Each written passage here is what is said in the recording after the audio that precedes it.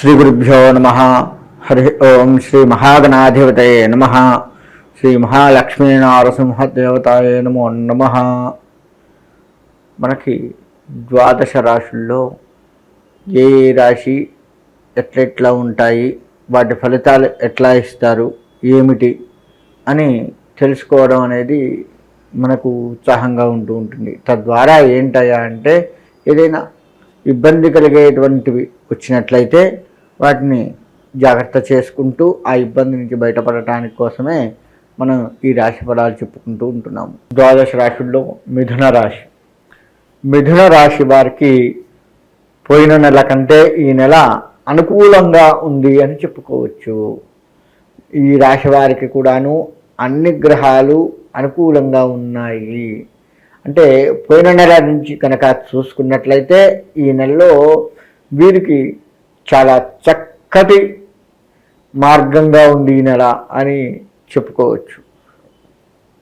ఈ వ్యవసాయ రంగానికి వచ్చినట్లయితే వ్యవసాయ రంగం వారు చక్కటి దిగుబడి కానీ చక్కటి పంటను పండించుకునే విషయంలో కానీ ఒక అడుగు ముందే ఉంటారు. పోయినసారి అంటే పోయిన సంవత్సరం నుంచి లెక్క వేసుకుంటే ఈ సంవత్సరము, గత 6 నెలల కింద వచ్చిన పంట లెక్క వేసుకుంటే ఇప్పుడు వచ్చే పంట, ఇలా పోయిన నెల ఉన్న పంట విషయంలో తీసుకోవాల్సిన జాగ్రత్తల కంటే ఈ నెల తీసుకునే జాగ్రత్తలు ఇవన్నీ కూడాను మంచిగా ఉంటాయి. అంటే జాగ్రత్తలు తీసుకోవడం అంటే పొలానికి చీడ పురుగు పట్టిందని ఇంకా ఏదో ఉంటాయి కదా పొలానికి సంబంధించి, అటువంటివి లేకుండా కాస్త మంచిగా ఉండే అవకాశం ఉంటుంది. ఈ రాశి వారు విద్యారంగానికి వస్తే చక్కగా చదువుకుంటారు. చదువుకున్నది కాస్త ఏకాగ్రతగా చదవగలిగితే ఇంకా మంచి మార్కులు వస్తాయి. కాబట్టి విద్యారంగ విషయంలో మీరు ఎంతగానైనా కష్టపడవలసిందే. కాకపోతే పోయినసారి కంటే ఈసారి తక్కువ కష్టపడవలసి వస్తుంది. అలా ఉన్నట్లయితే విద్యారంగంలో కాస్త ముందడుగు వేసే అవకాశం ఉంటుంది. రాజకీయ రంగము వీరు ఎక్కడెక్కడ ఎవరైతే ఉన్నారో వీరి దగ్గరకు వచ్చిన ప్రతి బీదవాడిని ఆదుకుంటూ ఉన్నట్లయితే వీరు ఇంకా ముందుకు వెళ్ళే ఆస్కారం కనపడుతూ ఉంది. బీదవారు అంటే ఇక్కడ బీదవారు అంటే 2 రకాల బీదవారిని చెప్పుకోవచ్చు. ఒకటి అడుక్కునేటువంటి వారు బీదవారే, వారు అత్యంత బీదవారు.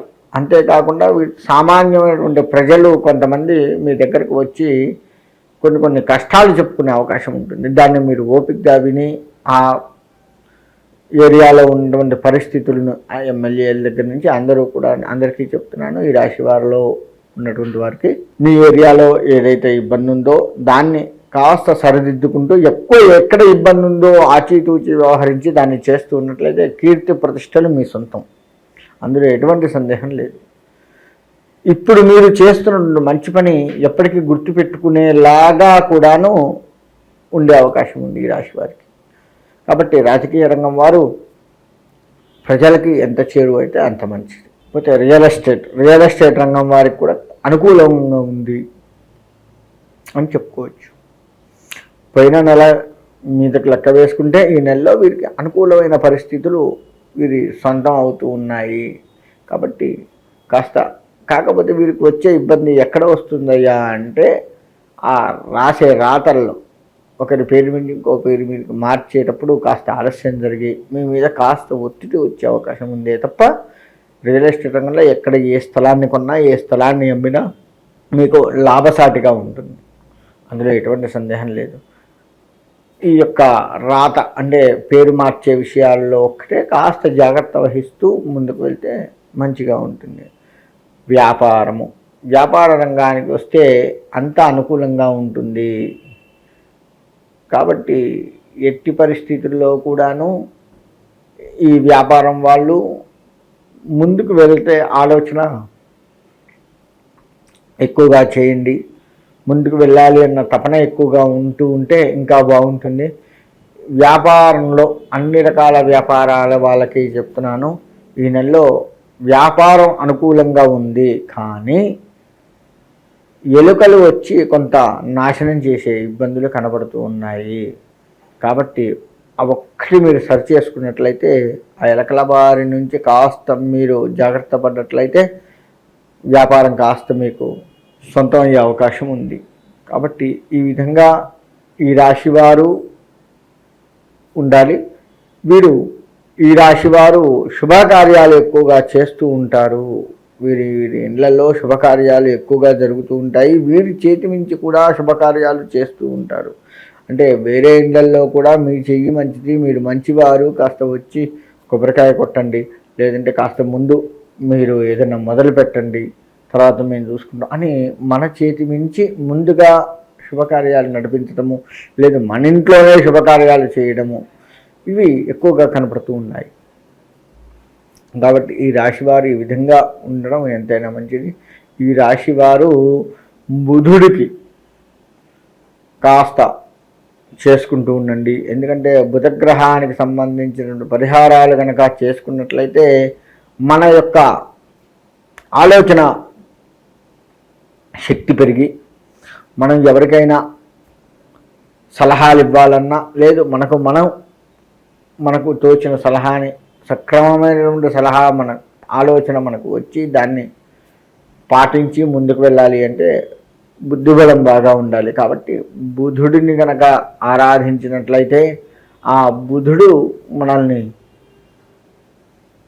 సకాలమైనటువంటి ఆలోచన ఇచ్చి ఇప్పుడున్న స్థానానికంటే, అంటే గత నెలలో కంటే ఇప్పుడు బాగుంటాము.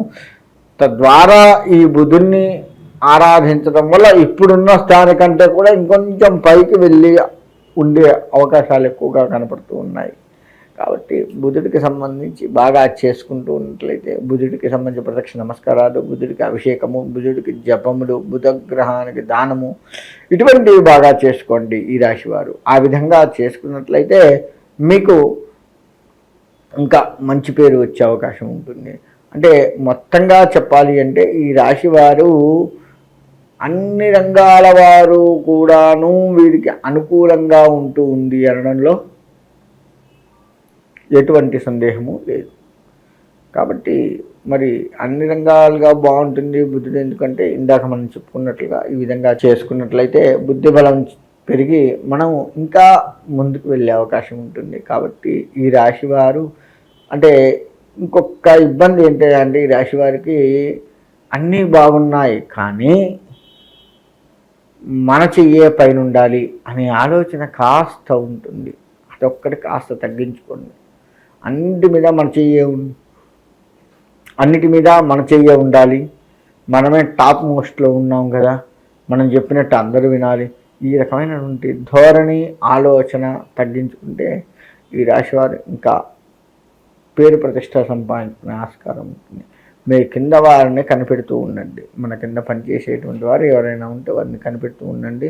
ఇనుముకు సంబంధించినటువంటి వ్యాపారం చేసేటువంటి వారు కూడాను లాభసాటిగా ఉంటుంది. ఇనుము అనేది చెప్తున్నాను మరి అంటే ఆ ఇనుము దగ్గర ఏమవుతుంది అంటే ఎక్కువగా అమ్మి ఎక్కువ లాభాలు వస్తూ ఉంటాయి. కాబట్టి ఇనుము చేసేటువంటి వారు తుప్పు పట్టి ఉన్నాయి అమ్మి చేసి పేరు ప్రతిష్టలు పోగొట్టుకోకుండా కాస్త ముందుకు వెళ్ళినట్లయితే మీకు అంతా మంచి జరుగుతుంది. కాబట్టి ఈ రాశివారు ఒక బుధుడికి కనుక చేసుకొని ఆ యొక్క స్వామివారి అనుగ్రహాన్ని పొంది సుఖంగా ఉండాలి అని కోరుకుంటూ సెలవు తీసుకుంటారు.